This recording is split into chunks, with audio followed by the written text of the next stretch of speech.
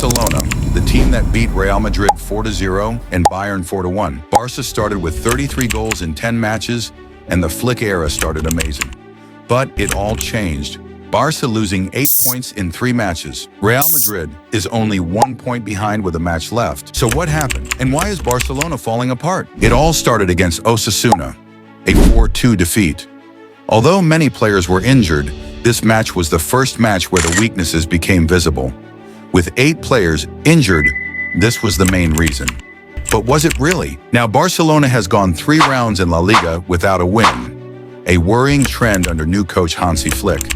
The first signs of trouble appeared in a narrow 1-0 loss to Real Sociedad, followed by a frustrating 2-2 draw at Celta Vigo, and finally, a shocking 2-1 defeat to Las Palmas at home. Despite winning last match with 5-1, the concerns stay. Speaking after the Las Palmas match, Hansi Flick labeled the result as a huge disappointment and pointed to inefficiency in front of goal as a key issue. "We created opportunities but didn't capitalize on them. We had 70% possession and 27 shots," Flick remarked in the post-match press room. Despite dominating possession, Barcelona's inability to finish their chances has been a recurring problem, with only 1 goal in average in the last 3 games. Barcelona's high-pressing system, which had brought early success, is now being exploited by opponents. Teams like Real Sociedad have taken advantage of Barca's high defensive line, bypassing the press and launching quick counterattacks. Hansi Flick defended his defense, emphasizing the need for teamwork rather than individual blame. But what went wrong? Flick's tactical philosophy emphasizes an innovative and risk-taking approach in the build-up phase. Unlike traditional systems that rely on horizontal passing to slowly destabilize opposition defenses, Flick demands proactive ball carrying from his center backs. Pau Cubarsí and Íñigo Martínez are integral to this process, as their ability to progress the ball directly through opposition lines sets the tone for Barcelona's attacking movements. This strategy is designed to disrupt the opposition's defensive structure early in the play, forcing them to react to Barcelona's dynamic build-up rather than sit back and organize. Key to this system is the positioning of the fullbacks, Jules Koundé and Alejandro Balde. Instead of remaining compact in defensive phases or dropping back to form a traditional back 4, these fullbacks are instructed to stay higher and wider on the pitch. This advanced positioning not only stretches the field horizontally, but also opens diagonal passing lanes, which can be exploited by midfielders and wingers moving into the half spaces. However, this aggressive positioning comes with its own risks. The center backs are often left isolated in defensive transitions, as Koundé and Balde are frequently caught out of position higher up the pitch. Opponents who excel at quick counterattacks have been able to exploit these gaps, exposing the vulnerabilities inherent in Flick's system. This duality, high reward but high risk, underscores the tactical identity Flick has brought to Barcelona. It demands players be both technically skilled and tactically disciplined, as even minor positional errors can leave the team vulnerable to quick transitions. Additionally, the role of Iñaki Peña in this build-up phase cannot be understated. As a sweeper keeper, he often acts as an auxiliary playmaker, providing an additional passing option to alleviate pressure from high opposition presses. His ability to play accurate long balls to the fullbacks or advanced midfielders adds another layer of complexity to Barcelona's build-up structure. Vertical dynamism. One of the most striking departures from Barcelona's traditional tactical identity under Flick has been the shift from patient possession play, often associated with the tiki-taka era, to a more direct and explosive vertical approach. Flick's Barcelona is not content with merely dominating possession. The emphasis has shifted toward moving the ball forward with purpose and precision.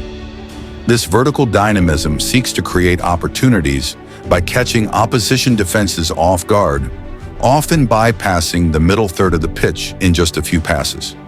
Central to this philosophy are the midfielders Pedri, Gavi, Marc Casado, and Frenkie de Jong. These players are tasked with creating passing lanes and making themselves available between the opposition's midfield and defensive lines. Their off-the-ball movement is critical in maintaining the tempo of the attack. Pedri's ability to find space in tight areas, Gavi's relentless energy and pressing, Casado's defensive awareness, and de Jong's ball-carrying prowess combine to create a dynamic and unpredictable midfield unit. This approach, while often exhilarating to watch, is inherently risky. By prioritizing verticality, Barcelona sometimes sacrifices defensive solidity. Rapid forward movements can leave large gaps in the midfield, particularly when possession is lost. Opponents have exploited these gaps, launching counterattacks into the vacated spaces with devastating efficiency. Moreover, this tactical shift places immense physical and mental demands on the players. The precision required to execute Flick's system means that even slight lapses in concentration can lead to turnovers in dangerous areas. While this approach has led to moments of brilliance and breathtaking goals, it has also resulted in periods of defensive instability, particularly against well-organized teams capable of absorbing pressure and striking on the break.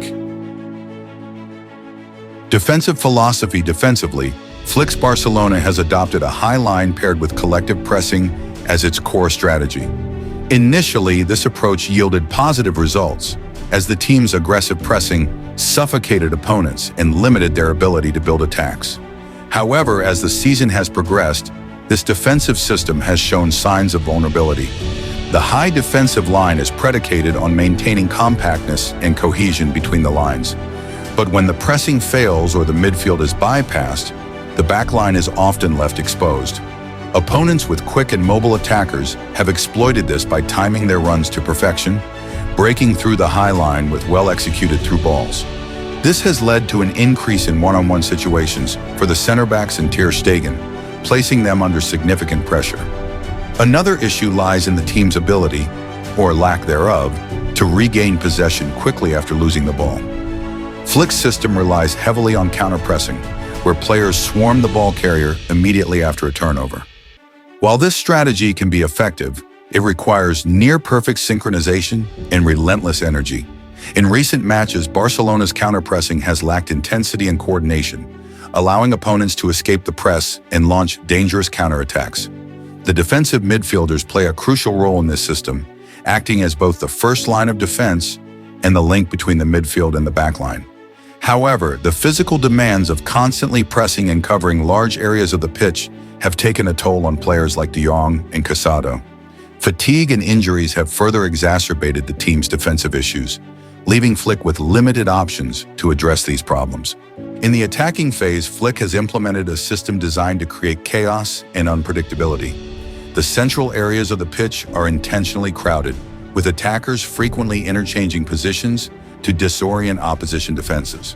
This is particularly evident in the roles of the wingers and attacking midfielders. Wingers are encouraged to cut inside, often occupying central spaces traditionally reserved for strikers. This movement not only creates numerical superiority in the central areas, but also opens up space on the flanks for overlapping runs by the fullbacks. The interplay between the attackers is a key element of Flick's philosophy. By constantly switching positions and making off-the-ball runs, players like Torres, Rafinha, and Yamal are able to create loads of space and exploit defensive lapses. This dynamic movement is designed to make Barcelona's attack less predictable and more difficult to defend against. However, despite these tactical innovations, the results have been mixed. While Barcelona has produced moments of brilliance, the team has struggled to maintain consistency in the final third. Poor decision-making, lack of composure in front of goal, and miscommunication between players have all contributed to a drop in offensive efficiency. Also, the crowded central areas can sometimes work against Barcelona. This leaves limited room for individual creativity and increases the chance of counters in dangerous area. The attacking potency that defined Barcelona's early season has diminished significantly. From averaging 3.3 goals per game in their first 10 matches, they have only managed to score 3 goals in their last 3 outings. Key injuries to players like Lamine Yamal have severely impacted their attack. Flick admitted his disappointment in the team's inability to convert chances, despite dominating possession in their recent 2-1 loss to Las Palmas. I expected more from the substitutions in the second half. Without players like Dani Olmo, who adds so much quality, it's difficult to find solutions, Flick said. Barcelona's over-reliance on individual brilliance, notably from Rafinha, has also become evident as they struggle to finish games. Missing key players and tactical adaptability injuries to key players like Lamine Yamal and Marc Casado have disrupted Barcelona's rhythm. Yamal's absence was felt during defeats to Osasuna and Real Sociedad, while his return against Las Palmas was too late to make a significant impact. Similarly, Casado's suspension and Bolde's injury have forced tactical adjustments, especially in defense. Flick, however, maintains that the team's issues are not just about individual absences. We have slipped in our form and are letting games get away from us, Flick acknowledged after the Las Palmas defeat. The team's inability to adapt quickly in these crucial moments has exposed weaknesses that need to be addressed in order to return to their earlier form. Barcelona's key players have taken on redefined roles. Lamine Yamal. The young winger has been given creative freedom, playing a pivotal role in breaking down defensive lines. His movements go beyond traditional wing play, making him a constant attacking threat. Robert Lewandowski. The Polish striker has evolved into more than a goal scorer. He drops deep into midfield, helping create overloads and acting as a link between midfield and attack. Flick's tactical approach has encouraged positional fluidity, with players moving seamlessly between offensive and defensive roles. This flexibility is key to Barcelona's dynamic style, but it also carries the risk of defensive lapses and tactical inconsistencies. Barcelona's journey under Hansi Flick is far from over. Despite the setbacks, Flick remains confident in his squad's potential. "I have an excellent squad, and I trust my players' quality," he said. The next few matches, including a clash against Mallorca, offer Barcelona a chance to regain their early season form and close the tactical gaps that opponents have exposed. The loss to Las Palmas, a club that hadn't won at the Camp Nou since 1971, was a wake-up call, but Barcelona has a rich history and the quality to turn things around. Flick's tactical evolution will continue to shape the team's future, but they must learn from their mistakes and rediscover the unity that made them so effective at the start of the season. Will Barcelona turn this around, and will they win the La Liga? Let me know, and don't forget to like and subscribe.